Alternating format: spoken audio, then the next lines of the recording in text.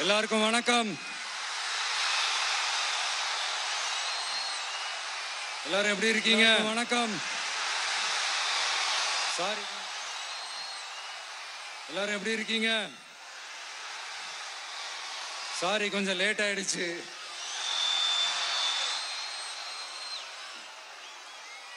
திருச்சியில் காலையில் பேசினப்போ அங்கே ஒரு மைக்கு ப்ராப்ளம் இருந்தது. அதனால அங்கே பேசினதில் ஒரு சில விஷயங்களை இங்கே நான் திரும்பவும் ரிப்பீட் பண்ணுறேன்.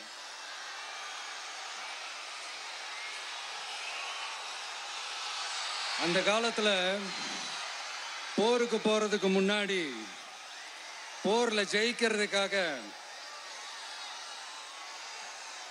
குலதெய்வம் கோயிலுக்கு போய் சாமியை கும்பிட்டு தான் போருக்கு போவாங்களாம்.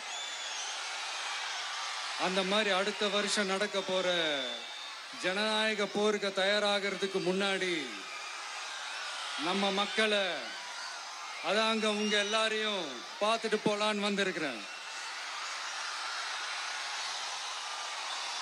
இங்க என்ன பார்க்க வந்திருக்கிற என்னுடைய அம்மாக்கள், அக்கா தங்கைகள், அண்ணன் தம்பிகள், நண்பர்கள், நண்பிகள்,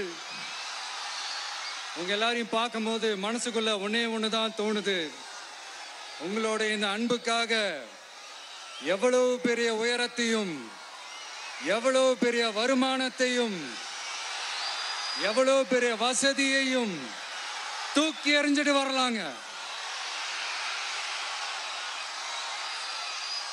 உங்களோட இந்த அன்பை விட, இந்த பாசத்தை விட, உங்களை விட எனக்கு இந்த உலகத்துல வேற எதுவுமே பெருசா தெரியல. ஒரு சாதாரணமா இருந்த ஒரு விஜய இந்த உயரத்துல தூக்கி வச்சு கொண்டாடிக்கிட்டு இருக்கிறீங்க. உங்க வீட்டுல ஒருத்தனாவே ஆக்கிட்டீங்க, உங்க சொந்தக்காரனாவே ஆக்கிட்டீங்க. என்னங்க பெரிய பணம் வேணுங்கிற அளவுக்கு பார்த்தாச்சு. அரசியலுக்கு வந்துதான் நான் பணம் சம்பாதிக்கணுமா என்ன? அதுக்கு கொஞ்சம் கூட அவசியமே இல்லை. எனக்கு எல்லாத்தையும் எல்லாமும் கொடுத்த உங்களுக்காக உழைக்கிறத தவிர எனக்கு வேற எந்த எண்ணமும் எந்த வேலையும் இல்லை.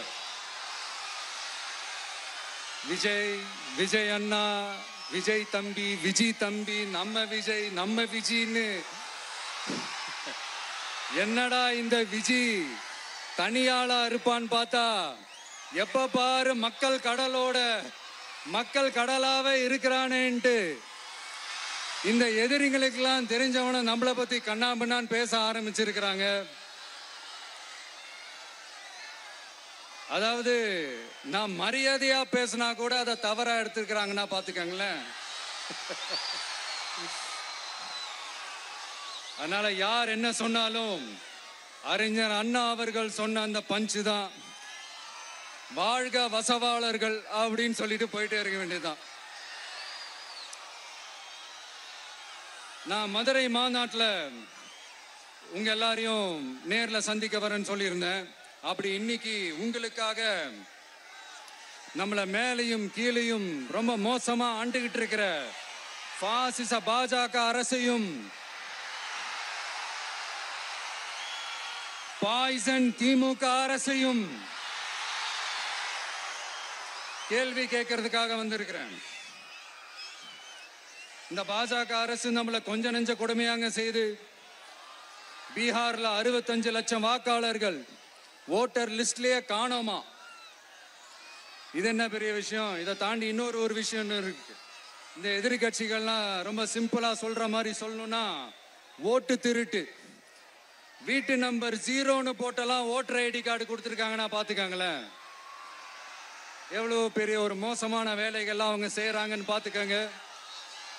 அடுத்து ஒன் நேஷன் ஒன் எலெக்ஷன், ஒரே நாடு ஒரே தேர்தல் 2029ல இவங்களோட ஆட்சி காலம் முடிய போகுதுன்றது எல்லாருக்குமே தெரிஞ்ச ஒரு விஷயம்தான்.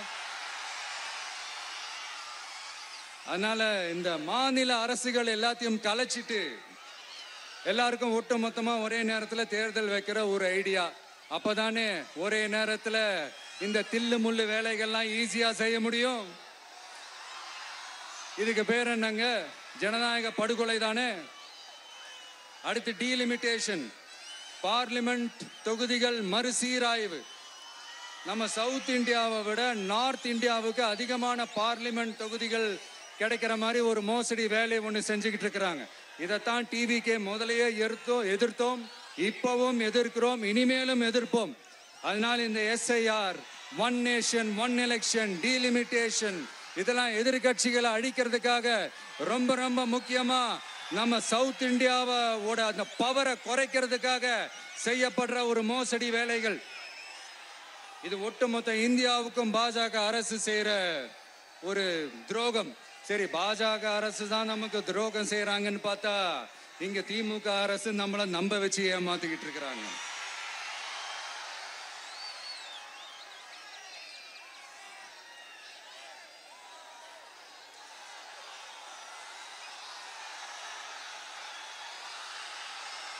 கிட்டத்தட்ட நானு நீங்க எல்லாருமா சேர்ந்து தான் இவங்க நல்லது செய்வாங்கன்னு நினைச்சு தேர்ந்தெடுத்தோம். ஆனா நீங்க பாத்தீங்கன்னா, thank you, I love you, thank you thank you thank you. நீங்க பாத்தீங்கன்னா ஒரு 505 தேர்தல் வாக்குறுதிகளை நமக்கு தமிழ்நாட்டு மக்களுக்கு கொடுத்தாங்க. அதுல எத்தனை வாக்குறுதிகளை இந்த திமுக கவர்மெண்ட் நிறைவேற்றிருக்கு? முக்காவாசி வாக்குறுதிகளை கூட நிறைவேற்றாம எல்லாத்தையும் நிறைவேற்றிட்டோம்னு இப்படி கொஞ்சம் கூட மனசாட்சியே இல்லாம இப்படி கதை விடுறீங்களே மைடியர். வேணாம் வேணாம் வேணாம் வேணாம். உங்களுக்கு தான் ஆசையா பாசமா கூப்பிட்டா பிடிக்க மாட்டேங்குது. இப்படி கதை விடுறீங்களே மைடியர் சிஎம் சார்.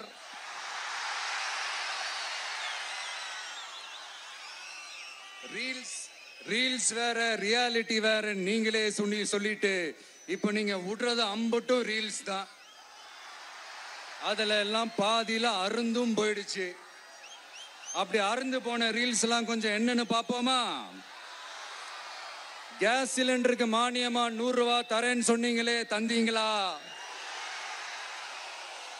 1000 ரூபாய் ஒருத்தர் விடாம எல்லா பெண்களுக்கும் தருவேன்னு சொன்னீங்களே, தந்தீங்களா? டீசல் விலையில மீதி இருக்கிற 3 ரூபாய் குறைப்பேன்னு சொன்னீங்களே, குறைச்சிங்களா? நீட்டு தேர்வை ரத்து செய்வோம்னு சொன்னீங்களே, ரத்து செஞ்சீங்களா? கல்வி கடனை ரத்து செய்வோம்னு சொன்னீங்களே, ரத்து செஞ்சீங்களா? வருஷத்துக்கு 10 லட்சம் பட்டதாரிகளுக்கு வேலை தருவேன்னு சொன்ன மீனவர்களை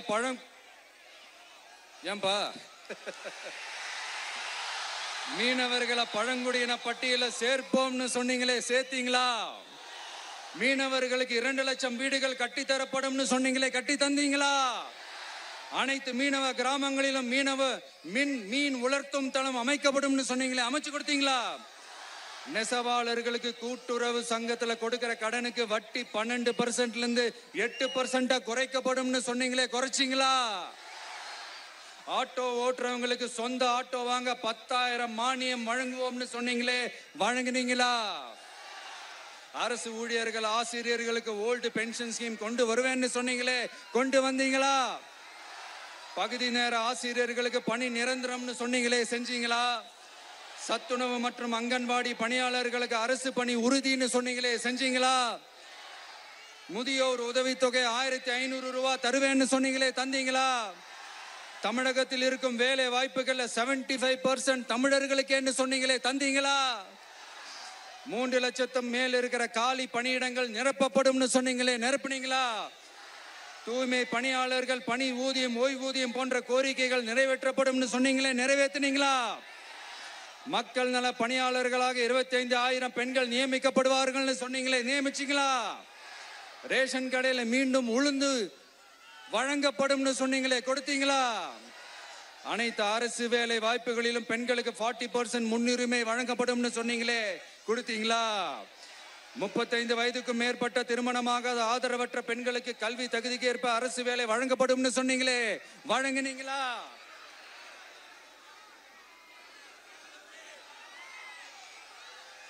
வகுப்பு வாரியத்தின் கோரிக்கைகள் பரிசீலிக்கப்பட்டு மேற்கொள்ளப்படும் சொன்னீங்களே, செஞ்சீங்களா? அரசு வீட்டு வசதி மற்றும் குடிசை மாற்று வாரிய வீடுகளில் மாற்றுத்திறனாளிக்கு ஒதுக்கீடு செய்யப்படும் சொன்னீங்களே, செஞ்சீங்களா? இலங்கை தமிழர்களை காப்பாற்ற ஒரே தீர்வு பொது வாக்கெடுப்பு தான், அதை நடத்த வலியுறுத்துவோம்னு சொன்னீங்களே, செஞ்சீங்களா? இப்படியே நம்ம கேள்வி கேட்டுக்கிட்டே இருக்க வேண்டியதுதான். இவங்க கிட்ட இருந்து எந்த பதிலும் வரப்போறது இல்ல. ஏன்னா இருந்தாதானே. அதனால நான் உங்களை கேட்கிறேன், செய்வோம் செய்வோம் செய்வோம் செய்வோம்னு சொன்னாங்களே, செஞ்சாங்களா? சத்தமா சத்தமா? மை டியர், வேணாம் வேணாம் வேணாம். அப்படி கூப்பிட்டா, ஆசையா பாசமா கூப்பிட்டா அவங்களுக்கு பிடிக்க மாட்டேங்குது. அதனால கேக்குதா மை டியர் சிஎம் சார்? அவங்க பண்றது துரோகம்னா நீங்க பண்றது நம்பிக்கை மோசடி. இது ரெண்டுமே ஒண்ணுதான், ரெண்டுமே ஏமாத்து வேலை தான், இது ரெண்டுமே ஜனநாயக குற்றம் தான். இப்படி ஏமாத்துறதுல இவங்க ரெண்டு பேருமே ஒரே வகைரா தான்.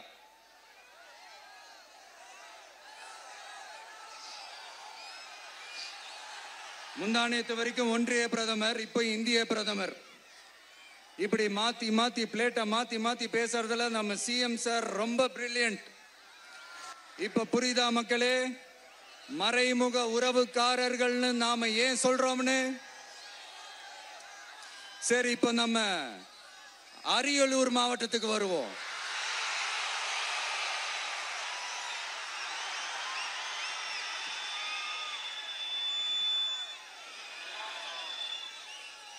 தமிழகத்தோட வறட்சியான மாவட்டங்கள முதல் வரிசையில காலங்காலமா இருக்கிற மாவட்டம் தான் நம்ம அரியலூர் மாவட்டம்.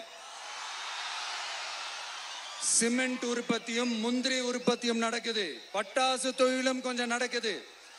ஆனா இங்க இருக்கிற இந்த தொழிலையாவது மேம்படுத்தலாம்னு இந்த கவர்மெண்ட் ஏதாவது யோசிக்குதான்னு கேட்டா ஜீரோ தான். சிமெண்ட் ஆலைகளால ஏற்படுற மாசுபாட்டுல இருந்து மக்களை பாதுகாக்க என்ன நடவடிக்கை எடுக்கப்பட்டிருக்குன்னு தெரியல. யுனெஸ்கோவோட உலக மரபு சின்னமாக அறிவிக்கப்பட்ட கங்கை கொண்ட சோழபுரம் கோயிலை முறையாக பராமரிக்கணும். ஜெயங்கொண்டத்தில் ராஜேந்திர சோழனுக்கு மணிமண்டபம் அமைக்கலையே ஏன்?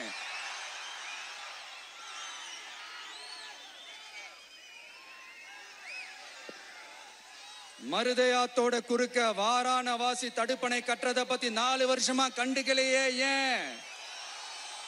அரியலூர்ல இருந்து ஜெயங்கொண்டான் காட்டுமன்னார் கோயில் வழியாக சிதம்பரத்துக்கு ரயில்வே வழித்தடம் அமைக்கணும்ன்ற கோரிக்கை என்னாச்சுன்னு தெரியல. ஜெயங்கொண்டத்திலிருந்து கும்பகோணத்திற்கு ரயில்வே வழித்தடம் அமைக்கணும்ன்ற கோரிக்கை என்னாச்சுன்னு தெரியல. அரியலூர்னாலே முந்திரி உற்பத்தி தான் பிரதானம், அதனால முந்திரி தொழிற்சாலை அமைக்கணும்ன்ற கோரிக்கை என்னாச்சுன்னு தெரியல. இந்த மாவட்ட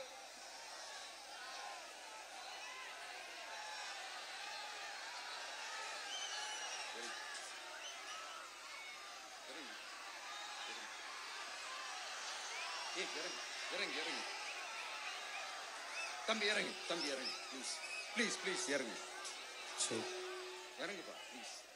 அண்ணா அது சாஞ்சி போயிடுச்சுண்ணா, இறங்க சொல்லிருங்கண்ணா. விஜயண்ணா சாஞ்சி போச்சுண்ணா, அது இறங்க சொல்லிருங்கண்ணா.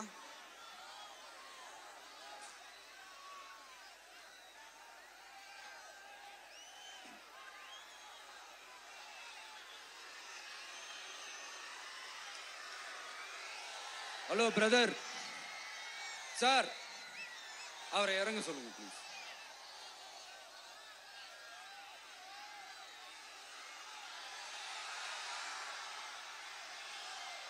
இந்த மாவட்டத்தை சேர்ந்தவர் போக்குவரத்து அமைச்சராக இருந்தும் போதுமான பேருந்து வசதி இல்லையே ஏன்?